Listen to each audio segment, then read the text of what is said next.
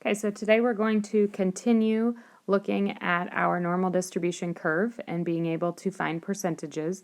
And then we're going to take it a step further to try and figure out if I talk about a certain amount of people, then how many is that fall in that range. So if you recall, yesterday we did a problem with footballers, and it had the same mean of 95 and standard deviation of 8. So let's just draw that bell curve again. Now we're talking about rugby players, but it's the same concept here. So if this is 95, then I'm going to go 3 above and 3 below our mean. And so we're going to be at 103, 111, and 119. And then we're going to be at 87, 79, and 71. So Part A says from a group of 200, so now we're talking about a quantity of 200 of those rugby players, how many would you expect to have a chest measurement between 87 and 111? Well, if you recall from yesterday, 87 to 111 is going to be this shaded region, so this area under the curve. And when we go back to that bell-shaped curve, the area under the 87 to 95 is 34.13%, plus 95 to 103 is another 34.13, and then 103 to 111 is 13.59%, so that's going to be 81.85% of the people. Well, now I'm giving you a total amount of people, so when we take 81.85% of 200, we get around 164 people. So that means that you can believe that there's going to be roughly 164 players that are going to fall within that range of 87 to 111. Okay, let's take it a step further. It says find the value of K such that approximately 16% of the chest measurements are below K. Well, if you think about your curve here, we know that this is mu, and we want it below K, but K is approximately 16%. So we know that K is going to be over here, and this shaded region is 16%. So if we think about our bell-shaped curve from yesterday, if we go all the way back to our curve here, 16%, almost 16%, we're talking about this area right here. And so because we are talking about that area, we're talking about that everything that falls below 1 standard deviation below the mean. So if we go back to our diagram here, here is 1 standard deviation. Let me change my color here. Here is 1 standard deviation below the mean. And this area right here is around 16%. It's 15 point something percent. So that means that 1 standard deviation below the mean is going to be 87. So you can say that K is going to be 87 centimeters, because that is 1 standard deviation below the mean. And you're really taking your mean, 95, minus that standard deviation of 8, and that's how you're getting that 87. Okay, let's take a look at another problem here. So here, bottle filling machine fills an average. Remember average, you guys, this word right here means mean. Average is the mean. So your mean is 20,000 with a standard deviation of 2,000. Okay, so let's make our normal distribution curve. So here's our mean. We know our mean is 20,000.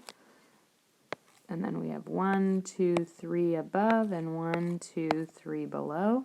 And our standard deviation was 2,000. So when I add it, I'm at 22,000, 24,000, and 26,000. And then when I subtract it, I'm at 18,000, 16,000, and 14,000. Okay, so it says under 18,000 bottles are filled. So the probability of it being under 18,000 is going to be this part of your curve, which is under 1 standard deviation of your curve. So mathematically, when we write this, another way you can see this, the probability that your value is less than 18,000, and that's mathematically, it just says under 18,000, so we're not going to be equal to there, is going to be roughly 15.87%.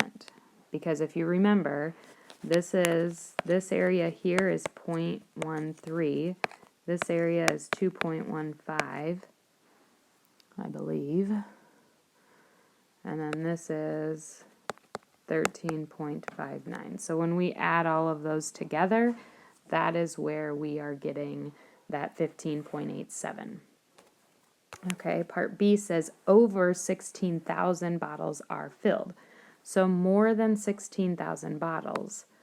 Well, if we want to do more than 16,000 bottles, let's look at our diagram again.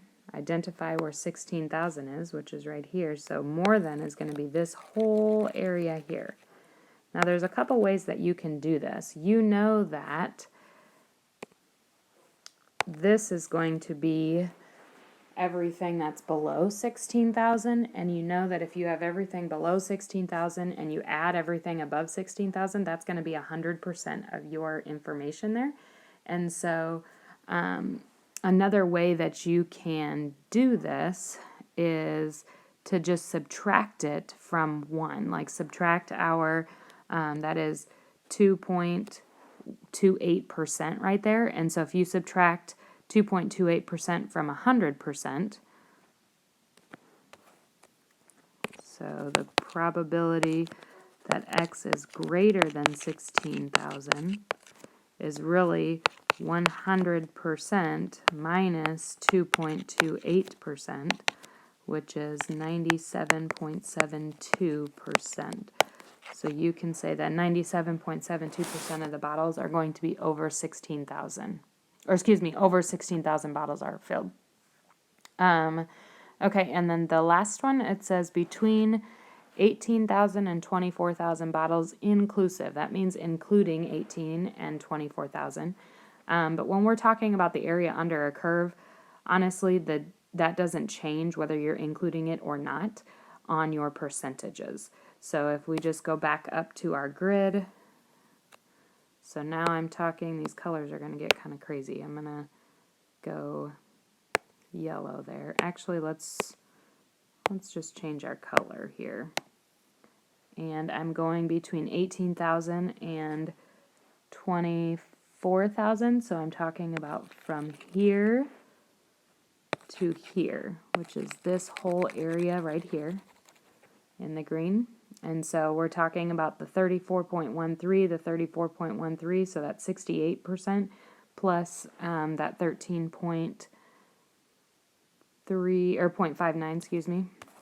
And so mathematically, if we write it, we're going to say the probability that your value is falling between 18,000 and 24,000 inclusively is going to be, well, if I add that 34.13 plus 34.13 plus 13.59, I get, I'm running out of room, 81.85%.